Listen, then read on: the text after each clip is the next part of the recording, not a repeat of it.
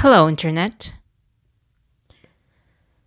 Recently, I took a time off social media and deactivated all my active accounts in Facebook, Instagram, and most especially Twitter, because that's where I lurk most of the time whenever I am feeling anxious. Or anything, really. A lot of things makes me anxious, and 90% of them includes the majority of the things that I see on social media. And so I am planning to keep those accounts deactivated for at least a month. And until then, I would decide if I would keep those accounts or not. So, you know about anxiety, it's pretty famous for humans like us. It's naturally a normal thing to have, but it gets really intrusive when it stays in you for a long period of time until it's considered to be a mental illness. I've also been talking about it a lot of the times on my YouTube channel to inform people about it, but also on a more personal sense to reach out indirectly to the people I love on how they should be more kind and gentle and empathetic to the psychological pain of others around them. But the problem with pain is that pain is unshareable in a way that you are the only one who can know and understand the experience of it. People can misjudge you about how sensitive you are. This is why I'm really skeptical whenever someone says that I know what you're feeling. Because you might have been experiencing a similar distress with another person, but if truth be told, that person has an entire different approach on how they would face that pain. In other words, they might experience the same thing, but feel a little different about it. So oftentimes, we try so hard to narrow that space between our pain and other people's understanding of it by doing our best to express every bit of our thoughts into something coherent. Something that we hope that our minds can come to understand in its conscious state. So we talk about it, we write songs about it, we make videos about it. But I guess pain is something that even language couldn't really explain completely. And as John Green defines it, and I quote, pain is a reminder that you are alone inside your body, that no one else can access your consciousness, and that what you call yourself is, at least in some ways, a kind of prison from which there is no earthly escape. And there you are. You give up on trying to find people who can make you feel that they understand. You felt betrayed and you felt angry, but you don't want to blame them either. So you put down your phone in the most gentle way as possible. You want to calm yourself for a little while, but you panic.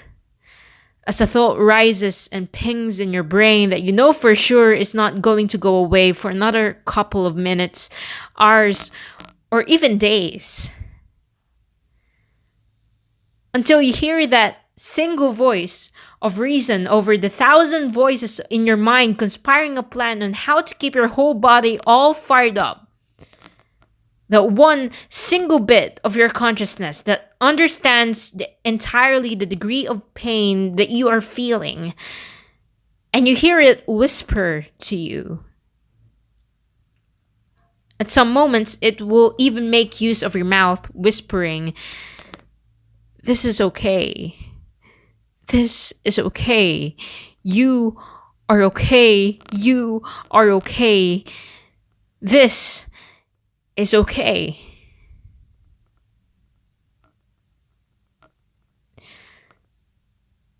But you know this is not okay.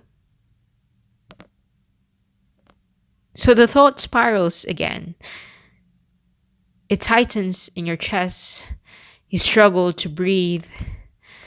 Then you comfort yourself again and the thought spirals again, then you comfort yourself again, and the thought spirals again, then you comfort yourself again.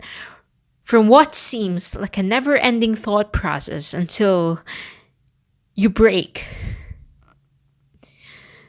You cry, but crying doesn't get easier.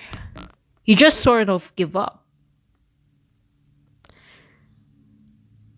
I have lost a lot of time in a day experiencing these thoughts. And in those moments, it's impossible for me to think about love or the person I love or my friends or my family or my happiness or anyone's happiness or anything. My mind is occupied by that one single thought that triggered my anxiety on that day. But I want you to thank yourself. I want to praise you for doing a great job. And I know you may not have been giving yourself enough credit for those brief moments when you try to comfort yourself in between periods of your intrusive thoughts.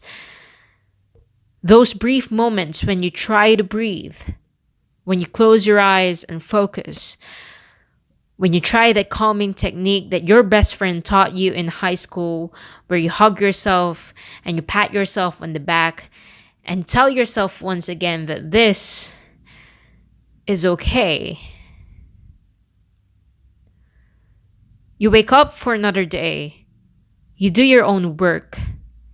You try to help yourself to get through. You go to therapy. You open up to other people. You smile. You live up for another day. You meditate. Ever since I deactivated my accounts, I've started meditation. And it actually works. I've been doing it every day for a week now, not really planning to stop despite the fact that I dislike meditation and similar things like ASMR videos, massages, exercise, and yoga. And even though I am aware that these thoughts will come again, it's comforting and hopeful to know that progress is indeed possible. I may not have been fully cured. My mind, of course, still wanders. My anxiety is still there. Those screaming, horrifying thoughts still lingers in me from time to time. But at least meditation makes it easier for me to live with these thoughts. Pain is unshareable. But you can definitely learn on how to be more empathetic and kind to others and how you're going to approach them if you are just going to listen. So for this, hi, my name is Camille. And I guess I speak for a lot of people who have been suffering from the same thought process when I say, I genuinely thank you today for listening to me. I'll see you in the next video.